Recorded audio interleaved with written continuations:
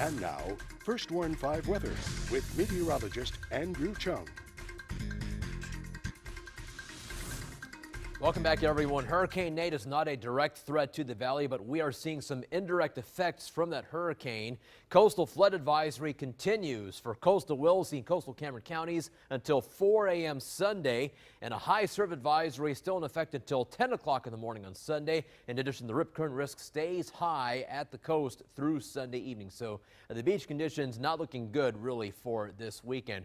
Here is the latest on Hurricane Nate, a Category 1 hurricane. It made landfall along the mouth of the Mississippi River earlier this evening. It's going to make a second landfall along the Mississippi coast within the hour.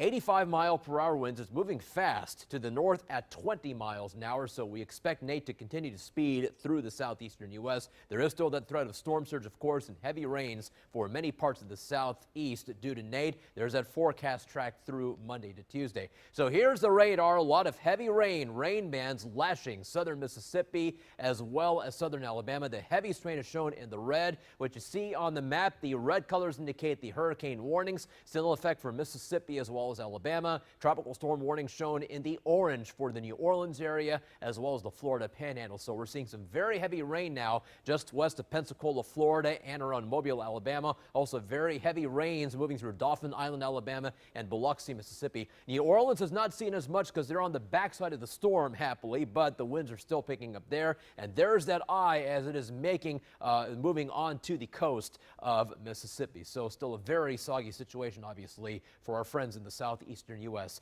Back home in the valley, the temperatures are mostly in the 70s and the 80s. We are looking at a mild Saturday night. Your day planner forecast for tomorrow, since we're going to be on the backside of that hurricane, a lot of dry air continues to funnel into our area, so it'll just stay dry here and warm, even hot for the afternoon tomorrow. Mostly sunny at 8 a.m. with a temperature 74 degrees, 90s your temperature at noon, and 92 at 5 p.m.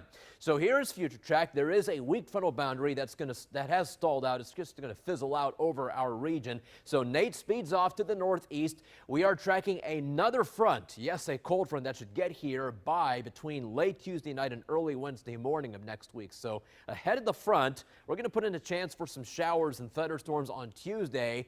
And there is a possibility this front stalls out just south of us. So we're going to keep in a chance for some leftover showers behind the front for your Wednesday, Thursday, and Friday. But the biggest news, the temperature should cool down quite a bit by Tuesday night into Wednesday. We expect more clouds in place for Wednesday, along with a chance for some showers. But it is nice to be finally talking about some cooler weather, even if it is short-lived. So dry for tomorrow, dry for Monday. We'll throw in a 30% chance of showers and thunderstorms on Tuesday ahead of the front, followed by a 20% chance of rain behind the front for Wednesday. Small craft advisory continues through tomorrow evening for the Gulf waters. Your next tide is a low tide at 12:26 in the morning, and the seas are 4 to 9 feet.